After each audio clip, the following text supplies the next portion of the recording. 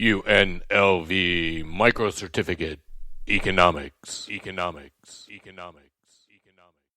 UNLV Microcertificate Economics.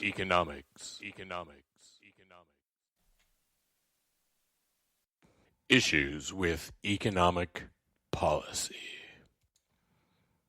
I'm going to go through these, not necessarily in any particular order, but things we need to think about that affect whether our policy choices work. There's a theory that's often associated with our buddy Milton Friedman here, and it's called crowding out. What it suggests is that there are finite resources in the world, that the credit markets have a limited amount of money in them, and when the government has to borrow to implement its fiscal policy, when it wants to spend more money and it doesn't have that money and has to go borrow it, it essentially pushes out private sector investment. So what happens when the government runs a budget deficit? It just makes the government bigger and the private sector smaller. At the bottom of a recession, probably not true, right? At the bottom of a recession, businesses aren't going to borrow and engage in a whole bunch of new investment, and it's hard to see how crowding out works.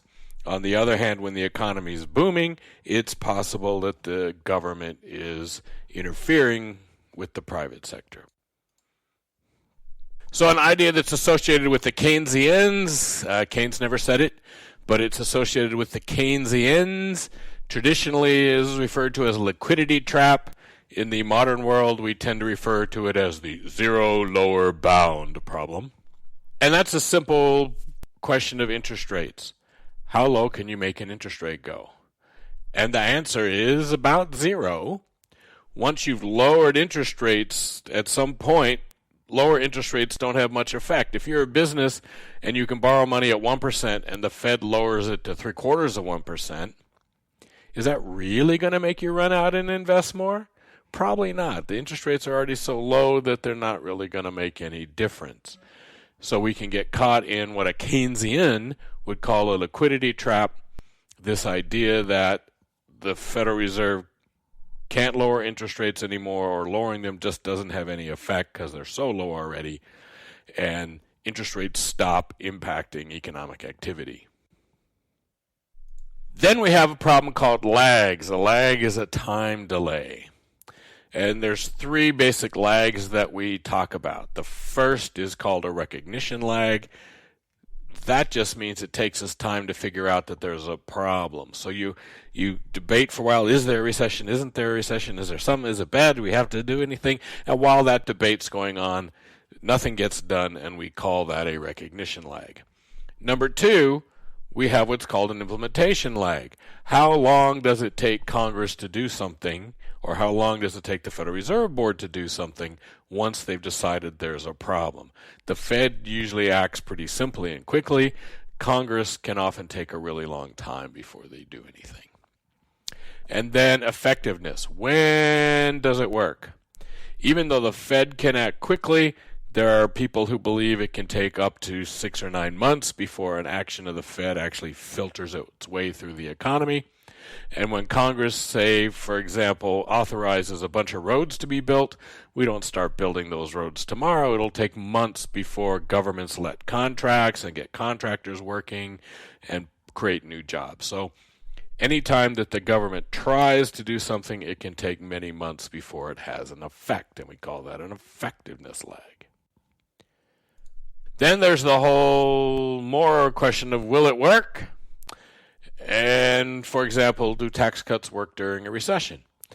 There's evidence, there's a big study by the World Bank that says tax cuts don't really affect the economy during recessions, that they're very powerful instruments when the economy is doing good, but they're not very effective. During a recession, if you cut people's taxes, they tend to hold on to that money rather than spend it, so that tax cut doesn't do anything. What if the financial system is frozen? If you're trying to change interest rates or trying to affect the economy somehow, but the whole financial system's just frozen up, it's just locked up, you can't directly impact the economy because a lot of what the economy has to do flows through the financial system. And related to that is something that's called the Policy Ineffectiveness Proposition, the PIP. And what the policy and effectiveness proposition says is that Wall Street people are pretty smart. And if we know that the Fed is going to lower interest rates or tighten up on the money supply or raise interest rates or whatever it is that they're going to do, Wall Street is going to try to profit off it. And Wall Street speculators can interfere and get in the way of the government's attempt at creating policy. And so their policy might be ineffective because the guys on Wall Street are going to do something to make them money, and as a result, that policy is not going to have any effect. We also have a budget issue. If the government's going to spend money and cut taxes to try to help the economy, they're going to create some debt issues. And just like we consumers can get locked in by debt, the government can be affected by its debt as well. So we need to talk about that. Some terms we need to know. Term number one is deficit. A deficit is a 1 year. So if we just look at fiscal year 2018, we see that the federal government spent about $890 billion more than they took in. That's a deficit. A debt is the accumulation of those deficits over time. So 2018, again, the end of 2018, the federal government has about $21 trillion in debt. So the deficit is 1 year, $890 billion. In total, the debt is about $21 trillion. What this means is also that we have this thing called rollover. When a bond comes due, and the government creates its debt by selling bonds to people. So they have names, bills, notes, bonds, but from a 30-day to a 30-year, there's all kinds of different financial instruments out there that the federal government sells, which are really just loans, okay, that people get. When one of these comes due, we don't actually pay it off. The federal government uses its MasterCard to pay its Visa.